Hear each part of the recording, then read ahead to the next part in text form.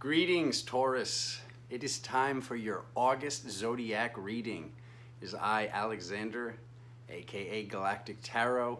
I'm going to be dropping you a Iron Cross card spread to see what's going on this month. Are there things that we need to dissolve and transmute, or are what's happening so we can prepare? I love doing this for you guys. I love the responses that we're getting here on the channel, and yeah, thank you so much.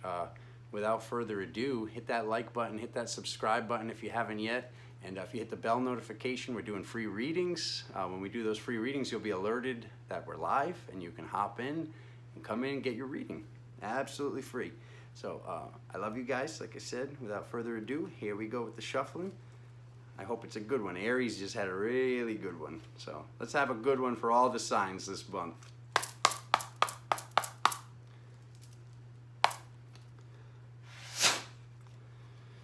In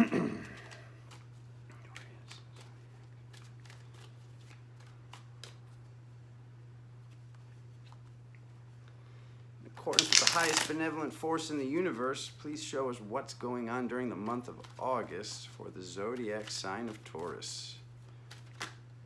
Ooh, little parties, little summertime parties. Except for my family down under, little wintertime get-togethers.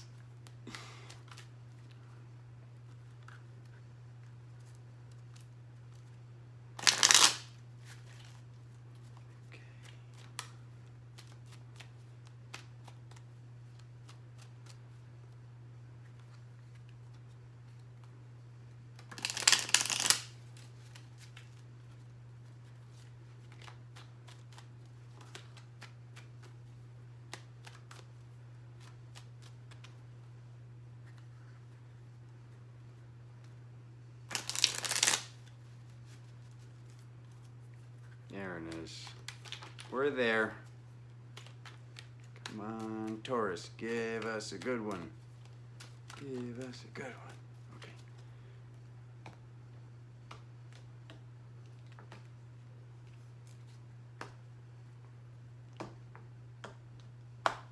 Okay.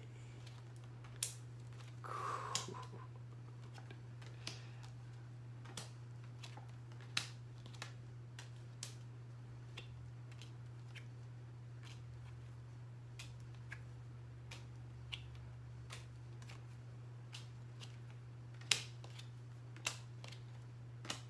Good stuff. Okay. A little bit look on the horizon for. What do we have here? Okay. Bottom of the deck, the King of Swords. So, this is usually a very masculine card, but this is actually representing all you guys, okay? This is representing all you guys because there's a little bit of work to do. A little bit of work to do, almost like some spring cleaning in your life. So what do we have here? All right, number one card. You're heading towards victory. Does it get any better than that? I love the three most important points to me are the bottom of the deck, which normally the King of Swords I'm not as most excited about. That can be a more serious or meaner gentleman, but this time it's actually representing work because I can see the rest of the cards. The good work, the spiritual work, the work that we came here to do, right? So this says you're heading towards victory. So if you got to anchor that in, if you got to remember that, your brother's here to remind you you're heading towards victory. What was down on its side, on top of it, was the strength card. So I had this. So you're heading towards victory, but something might be a little bit off. Something's off with the strength. Something's off with the balance.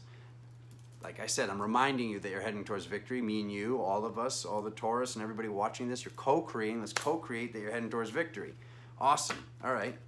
Energetically, the third position. A little bit of chaos, a little bit of Quicksilver. I think this exact card is in the same position in Aries, oddly enough, or maybe it was in a slightly different place. But looking at this is basically like anything can happen. Good things can happen, bad things can happen. This is almost like representing that magic that we don't like to speak of sometimes.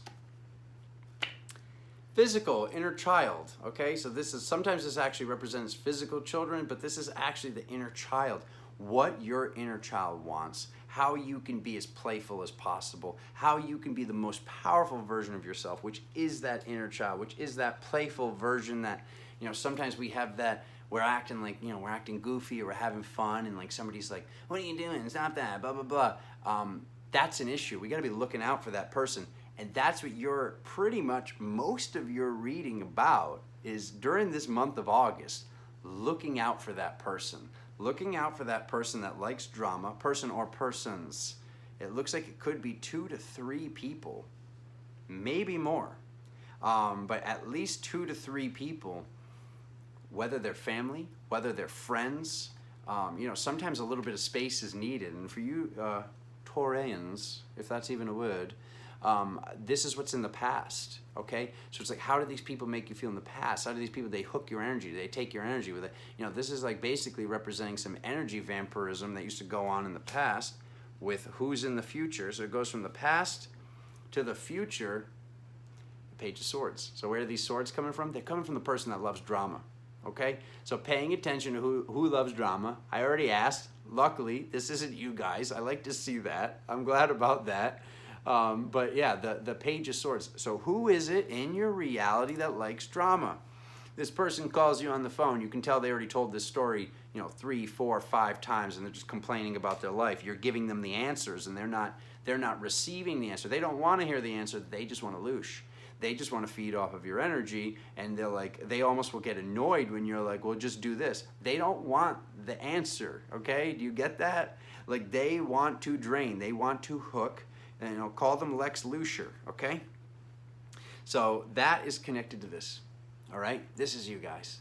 You guys are these magical beings. Whether you're a guy, whether you're a gal, this is your magical power, okay? This is that, because, we say that all the intuition, all the spiritual aspects come from the feminine side of the brain. So even if the guy's watching this is still representing you. But for all my goddesses out there being, considered a witch or being called a witch, that stuff's done. Salem's been cleared again. Those day and age, that stuff, we've transmuted a lot here, family. All of you guys have. Whether you knew it or not, we've been transmuting a lot of old timelines. We're not really talking about that today, but I'm just letting you know that this is being done. This is continuing to be done. This is continuing to transpire and transmute. And this is you basically connected to these people that like drama, that are after your energy, that are after your magic, that some of them are after your intuition. Here's the thing. If you give people advice, if they truly ask you for your advice, make sure they take it. If they give you your advice, then you tell them what to do, and then they don't do it, and they come and they ask you the same question, that's these people that are draining you.